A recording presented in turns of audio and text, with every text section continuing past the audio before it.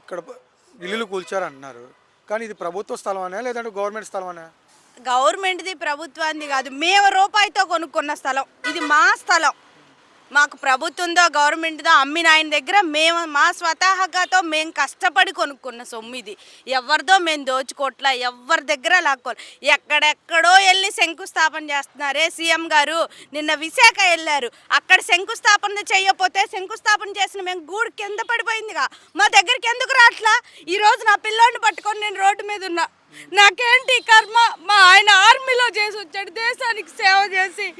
మేము అంత సేవ చేసి ఈరోజు రోడ్డు మీద పడ్డాం నా పిల్లలతో. మాకెవ్వరు లేరు.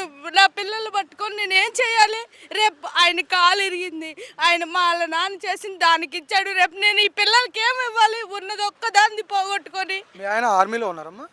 చేసి వచ్చారు. 18 సంవత్సరాలు చేసి వచ్చిన డబ్బులతో ఇది కొనుక్కున్నాం. ఈ కొనుక్కొని కట్టుకున్నదాన్ని కూల్ చేశారు. ఇప్పుడు మేము ఎక్కడ ఉండాలి? నా పిల్లలు స్కూల్కి వెళ్ళడానికి ఉండాలా? ఏం చెయ్యాలి? అసలు మేమేమవ్వాలి? ఇన్ని రోజులైనా ఎవ్వరు 10 రోజులైతే ఎందుకు స్పందించట్లా? 10 రోజుల నుంచి మేము ఇక్కడే కూర్చున్నాం కదా. ఏంటి చలికి వనకాల? సామాన్లు అవి అక్కడే ఉన్నాయి. ఏం చెయ్యాలి? ఎక్కడికి వెళ్ళాలి అసలు? 10 రోజుల నుంచి ప్రభుత్వం ఏమి స్పందించదా?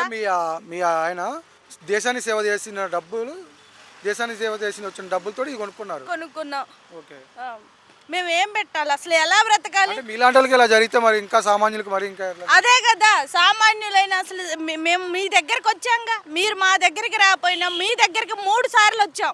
అసెంబ్లీ దగ్గరకు వచ్చాం, మీ ఇంటి దగ్గరకు వచ్చాం, ప్రజా దర్బార్లో కూడా పెట్టాం. చంద్రబాబు నాయుడు గారి ఇంటికి కూడా వెళ్ళారు. స్వయంగా మాతోనే మాట్లాడారు.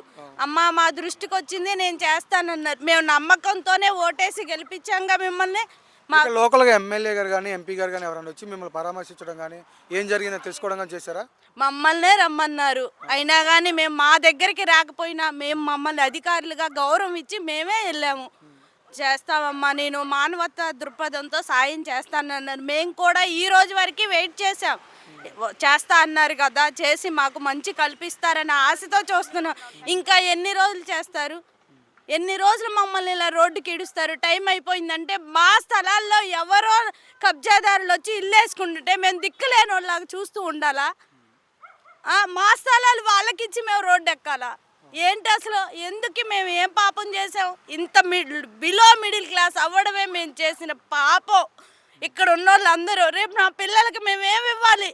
అసలు ఏం పెట్టాలి? ఎందుకు ఇలా చేస్తుంది? అయ్యా సీఎం గారు, మీకు కాళ్ళు కూడా పట్టుకుంటావు. మా పరిస్థితి ఆలకించి మమ్మల్ని ఎందుకు ఇలా రోడ్డు ఎక్కించారో చూసిన తర్వాతే మాది నిజం అనిపిస్తేనే మీరు న్యాయం చేయండి. తప్పు అనిపిస్తే వదిలేయండి. మా పేపర్స్ మా ఒక్కడే కదా, 42 మంది ఉన్నాయి కదా. అవి చూశాక మీకు న్యాయం ఉంటేనే ఇవ్వమని అంటున్నాక మేము అన్యాయంగా ఇవ్వమనట్లేదుగా. ఎందుకు మమ్మల్ని ఇలా ఏడిపిస్తున్నారు? దయచేసి మాకు న్యాయం కల్పించారనే చూస్తున్నాం.